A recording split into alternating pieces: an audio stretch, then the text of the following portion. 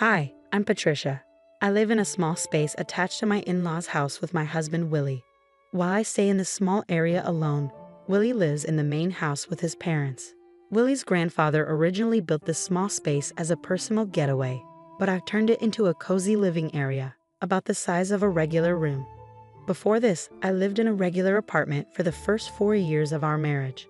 Willie's parents, who were very close to him, suddenly wanted him to move back in with them. Seeing how much they wanted him there and how emotional they were, Willie felt he should go back. This took me by surprise and made me feel a bit overwhelmed. Willie and I met at work, where he started as my junior. We dated for 4 years while he was living with his parents, which made him miss home a lot. Even though he had his own place after we got married, his upbringing, where he was very pampered and didn't do much around the house, made him want to return to the comfort of his parents' home. When I suggested that we share the household chores, Willie seemed unsure and admitted he had never really done them before. I hoped we could split the chores equally, but Willie never really wanted to help.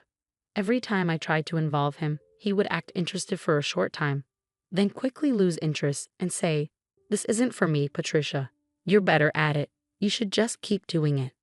We both worked full-time, but since I had a higher position at work, I felt a stronger need to split the chores. Trying to get Willie to help often ended up being more tiring than just doing everything myself. Eventually, I found it easier to handle all the tasks on my own. Things began to shift when I started working from home. Willie was surprised to see me at home every day and seemed to adjust to this change. However, over time, it became clear that he didn't fully understand what working from home really meant. A few years into working from home, Willie's parents suddenly visited us and said they wanted to live closer to him. Seeing their emotional reaction made me feel alone and unsure about what to do. To support Willie's wish to be near his parents, we decided to move into their house. Throughout our relationship, Willie had always chosen places close to his parents, whether it was for renting an apartment or picking a job for me. Since I was working remotely, where we lived wasn't as important, but Willie's choices often meant we had to move and sometimes even leave our jobs. When we moved into his parents' home, Willie's mother thanked me, saying, "Thank you for taking care of Willie all this time. From now on, I will take good care of him, Patricia. You handle everything else." At first, I thought this meant I'd be free from taking care of Willie, but I soon realized her real plan. She started taking care of Willie's specific needs, making special meals for him, washing and ironing only his clothes, keeping his shoes and belongings clean, and buying things just for him. Meanwhile, all the other household chores, like cooking and laundry for everyone else, became my responsibility. Even though I was working full-time, I ended up handling not just our daily chores, but also keeping a larger family home clean. This new setup made me feel unhappy and overwhelmed. While Willie and his parents seemed happy, I felt like my responsibilities had only increased. One day while cleaning, my father-in-law approached me with an awkward request. He asked, "Patricia, could you help with some money?" I was confused, so I asked him to explain. He said he found it hard to ask Willie for money, adding, "Willie has worked hard, and it's tough to ask him for financial help." This made the situation even more complicated, showing how unevenly chores and financial responsibilities were divided. Willie and I had previously agreed to share expenses like rent and other costs. However, when we went shopping, Willie often convinced me to pay for various things, including extras like alcohol, clothes, and accessories. When I was hesitant, he would act immaturely and accuse me of being stingy. Despite our financial disagreements, I found some comfort in the fact that Willie usually left me alone with my daily routine. However, things changed when we moved into his parents' house. Unlike Willie, his mother constantly disrupted my work from home. She often insisted that I focus on household chores rather than my job, and would even come into my room and pull on my clothes, making it hard for me to concentrate. Feeling frustrated, I talked to Willie about it, expecting him to side with his mother. To my surprise, he listened and promised to talk to her about the interruptions. I hoped we could find a solution that worked for both of us. However, Willie's idea of a solution was quite different from mine. He suggested moving me to the annex, a separate part of their property, which felt more like creating a greater distance rather than resolving the issue. One day, I jokingly asked Willie if I could demolish the annex and build a new house there. To my surprise, he casually replied, "You can even demolish it and build a new house if you want." This offhand comment opened up new possibilities for our living situation, hinting at more independence than I had expected. Taking Willie's casual comment to heart, I started remodeling the annex to make it my own. I cleaned, renovated, and changed the wallpaper, putting a lot of effort into making the space comfortable for myself. However, I noticed that Willie never came to check on the progress. It became clear that he had no intention of moving into the remodeled annex with me. This realization hit me hard. I felt like an outsider in the family. There were times when I was alone at home while Willie and his parents went out for meals or events, often organized by his mother. It seemed like these outings were planned to exclude me, maybe even to push me away. Even with these challenges, Willie had given me full freedom with the annex, so I took the chance to make it truly my own. I threw myself into DIY projects, adding shelves and personalizing every corner. Interestingly, after I moved into the annex, neither Willie nor his parents ever visited. Even though they must have known about the changes, they showed no interest in what I was doing, making me feel even more like I was no longer part of the family. Living away from the main house and without Willie's mother constantly around, I started to enjoy my new independence. It felt almost like living alone, which was surprisingly freeing. I appreciated that being in the annex kept her from interfering with my work. During the renovation, I installed new locks and made sure the annex was secure, making it my personal retreat. I made sure that no one, including Willie or his parents, could enter without my permission. This newfound privacy made me wonder if this separation might actually be a blessing. However, it seemed my mother-in-law noticed my growing distance and wasn't going to let me find peace easily. Unable to put up with her behavior any longer, I found myself unsure about what to do next. As I settled into the renovated annex, her attempts to drive me away became more obvious. She started with small annoyances, like leaving trash in front of my annex instead of at the collection site. Sometimes she would host barbecues in the garden and deliberately leave me out, making sure the smell of the grilled meat reached my space.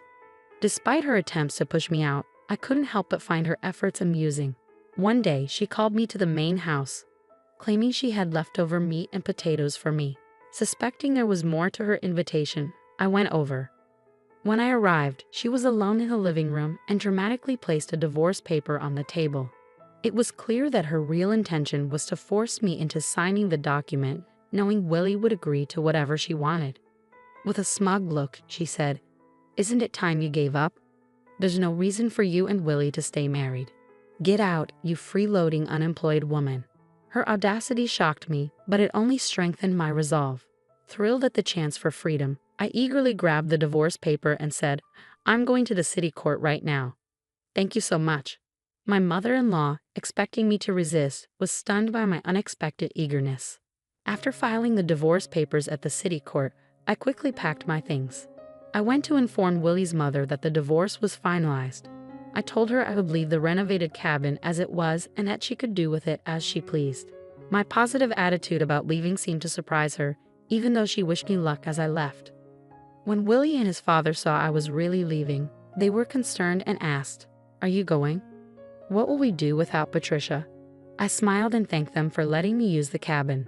I explained that, since we were now divorced, it was time for me to move on. As I packed up my things, I moved into a luxury apartment I had been planning for some time. Soon after I settled into my new place, my mother-in-law called. She sounded awkward as she began, "Patricia." I cheerfully answered and asked, "What's up? How's everything with the cabin?"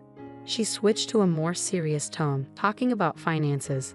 She mentioned that Willie had told her I was giving his father $5,000 a month. I confirmed this and told her that despite her earlier belief that I was an unemployed freeloader, I was actually gainfully employed. Her surprise was clear. She had thought I had quit my job. I quickly set the record straight, telling my mother-in-law that I hadn't just left my old job. I had actually become the president of a new company. This company was leading the way in remote work systems, and she seemed both disbelieving and confused. It hit me that Willie, too, seemed unaware of my professional success, showing just how distant we had become, both physically and in how we saw each other. It was clear he never fully embraced his role as a husband since moving in with his parents. Then she asked about my earnings, wondering if my new role had increased my income. I casually mentioned that I was making about $3 million. I exaggerated a bit to avoid getting into the details of my actual earnings. Seizing on this, she asked, "With that much money, could you lend us some? Your father-in-law was laid off and kept it hidden. We've been managing with the $5,000 you've been giving us, but neither Willie nor I knew about his job loss." This explained a previous conversation with my father-in-law, where he said it was hard to ask his son for money. I realized now that his earlier comments were likely a tactic to get financial support from me, assuming my new job meant I had a lot of money. This move, though clever, made the financial expectations of Willie's family clearer and how they viewed me. At our old company, they cleverly managed to get $5,000 a month from me, claiming it was for shared expenses. I didn't mind much at the time because it let me live peacefully in a quiet cabin. But now, being divorced from Willie, I had no reason to stay connected to his family. When I mentioned this, my mother-in-law urgently begged me, saying, "That's not true. To me and Willie, you're still family. Please come back." I immediately declined, knowing I would only be used again. Returning to Willie offered no advantages. We were now strangers, and it felt awkward for them to still consider me family when they had pushed me away. I'm really enjoying my life on my own now. It feels much like when I was married and mostly living alone. Except now I spend money on myself and don't have $5,000 siphoned off every month. I prefer this new life. I ended the call with a firm goodbye, surprised they thought I'd come back. My mother-in-law's plea seemed like a last-ditch effort. Willie's salary wasn't great, and he often avoided responsibilities, saying, "I can't do it," and passing tasks to others. This made him unreliable both personally and professionally. With his father laid off and his mother a housewife, they couldn't keep up with the large house and had to sell it. Now, all three of them are living in the cabin I renovated. It's perfect for one person but likely cramped for three. Since then, I haven't thought much about them. I'm enjoying my life peacefully, relishing the solitude and freedom that come with my new independence.